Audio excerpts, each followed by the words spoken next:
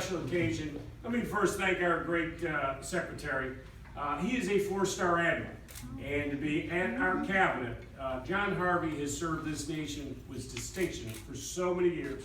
He served, he was retired, had just been moved out, decided he was going to spend time with his family, but once again, he answered that call of duty. Could have gone off and done a lot of things with his life. He came back into state government. He came back to be a member of my cabinet so that he could fight for veterans every single day. And I can tell you, I am the only governor with a 4-star admiral in my cabinet. So we're lucky to have Admiral Harvey. We see some men and women here in uniform. Let's give it up for every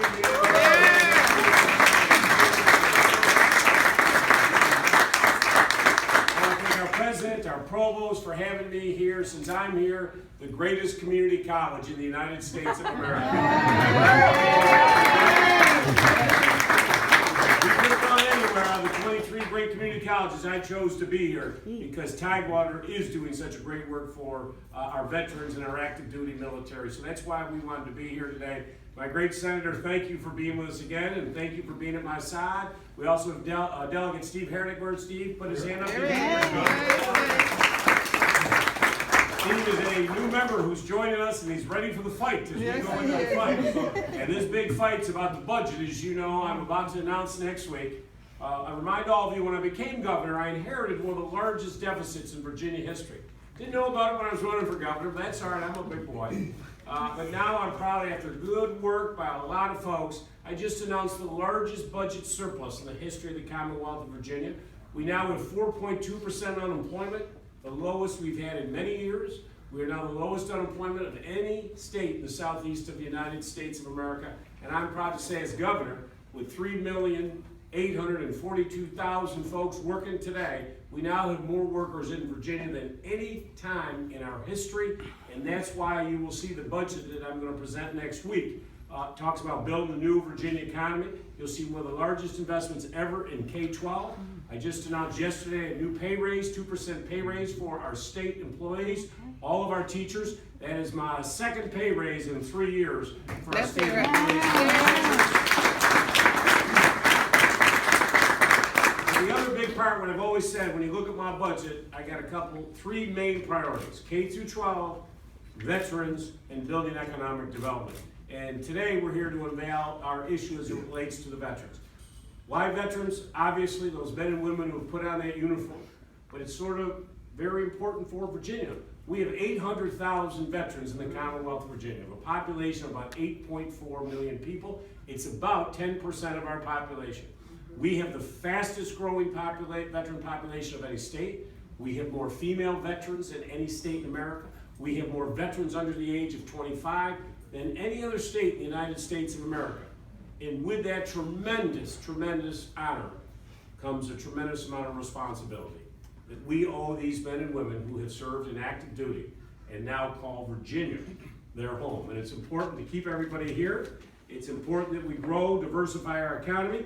We cannot take our freedom for granted, and we must not take these young men and women who have been such heroes for our great nation and our Commonwealth for granted either. And that's why we're here today to talk about what I plan on doing for our budget. I would be remiss if I did not mention 2 weeks ago on Veterans Day, Admiral Harvey and I were able to stand at our war memorial and be the first state in the United States of America to functionally end veteran homelessness in the Commonwealth.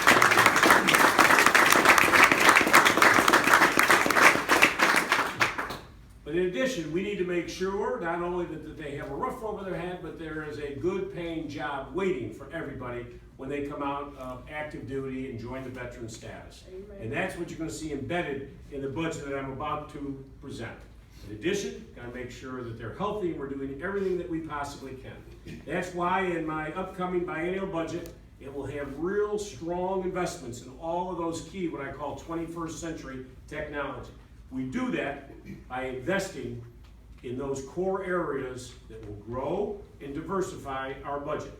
So I'm proud to say that my budget will contain $7.8 million over the biennium to connect all of our highly skilled veterans to the educational resources and workforce training that they need to make a speedy and seamless transition into the civilian careers.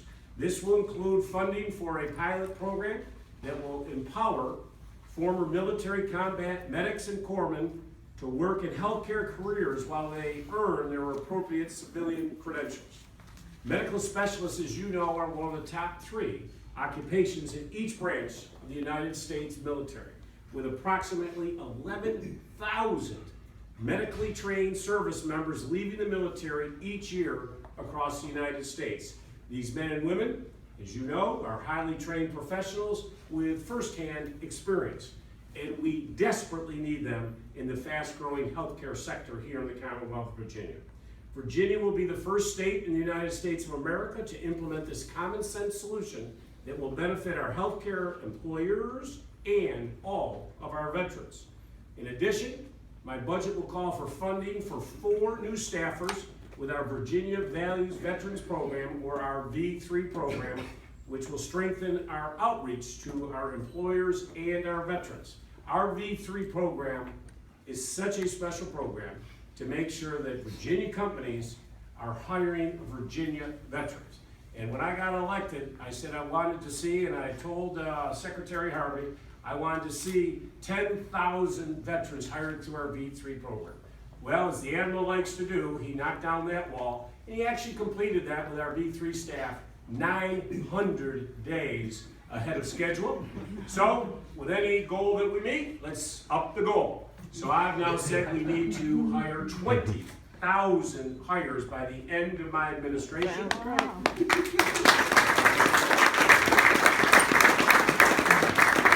I'm proud to say that 13,000 veterans have already been hired.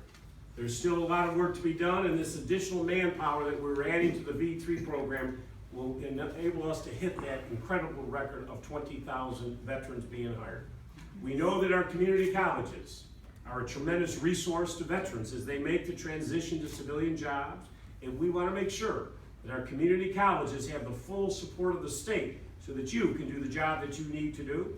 That's why my budget will include $1.1 million for both years, for a total of $2.2 million, to create veteran advisory positions at 7 community colleges, and we picked those 7 community colleges out of the 23, those that have the most veterans. This is an important program because, as you know, our community colleges have experienced a significant increase in the number of military and veteran students because of the GI Bill. I am excited to announce today that the first grant awardee will be Tidewater Community College.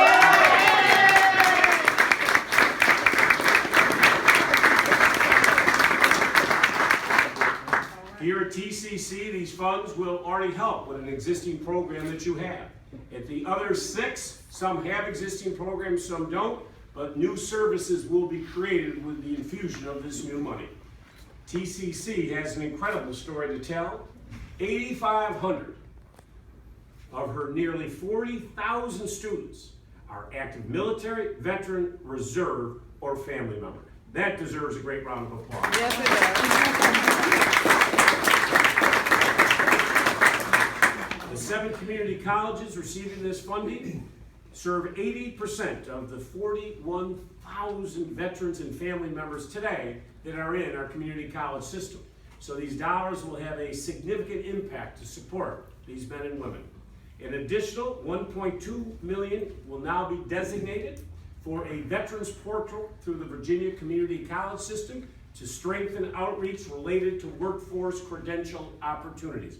All 23 community colleges will benefit from this.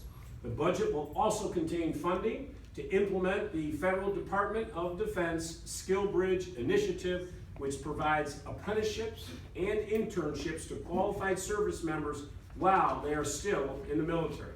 We have also earmarked funds for 3 new positions with the Virginia Transition Assistance Program, which provides education, employment, and entrepreneurship training for our veterans. And we are supporting an expansion of George Mason University's cybersecurity program, specifically designed to help our veterans. You will see in my budget a huge emphasis on cybersecurity. Right now, today in Northern Virginia, folks, I have 18,000 jobs open in the cybersecurity space. Isn't that great? For all you parents and students who are here with us today, the starting salary is $88,000. Yeah, that's right. Think about it. I have a daughter who, I love her dearly, just got out of college. She's over in Africa saving elephants, making $40,000. She is following her passion. Saving elephants. I said, good, you take one code writing course, but you get the point. We have a lot of jobs available. 40,000. Leave it at that. I love her dearly, honestly. I do. In addition to this package of job initiatives for veterans, this budget will also include $4 million over 2 years for the health, financial, and other support services that our veterans need. And over the coming 2 years, we will open new benefit claims offices at the Pentagon, Loudoun County, Prince William County, and Williamsburg, so that we can serve an additional 1,600 veterans by the end of fiscal year 2018. This will bring the total number of claims offices in Virginia to 30. I think per capita, there's not another state in America that can make the claim that we just made. I'm proud to say that Virginia has nearly doubled the number of veteran service representatives that are specifically charged with helping veterans obtain their federal and the state benefits that they are entitled to. We went from 35 to 61 of these representatives that I added to last year's budget, and this new budget will increase the number to 68. So I'm proud to say that we have doubled the number. This action also will improve our staff to veteran ratio from 1 veteran service representative for every 23,000 veterans. We will take that number to a ratio of 1 now for every 11,500. Also in our budget, we will find new funding for new outreach efforts, including a 24/7 hotline for veterans and their families to obtain referrals for any type of services. And we are putting funding in to increase support for the Virginia Military Survivors Dependents Program, which, as you know, is for spouses and children of those killed, missing in action, those taken prisoner, or those who are disabled as a result of military service. Earlier this week, I announced a $2.43 billion new bond offering for the Commonwealth, a package that includes funding to expand our Virginia War Memorial, and most importantly, to build 2 new care centers, one in Hampton Roads and one in Northern Virginia.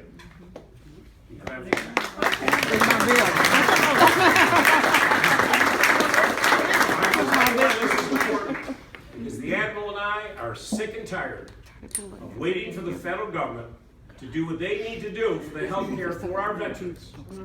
We are not going to wait any longer, so we are going to do it ourselves. And if we waited for the federal government, I bet you it would be, in fact, we read a report yesterday, it would be at least 10 years until they can get these centers up and running. Right. We are not waiting a day for our veterans. We are going to do this today. So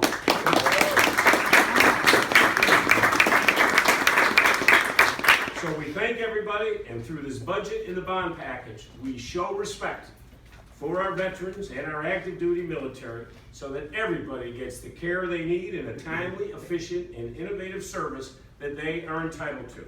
In doing so, I think you all agree it empowers our great Commonwealth to compete in the global economy and to help us build the most talented workforce in the globe.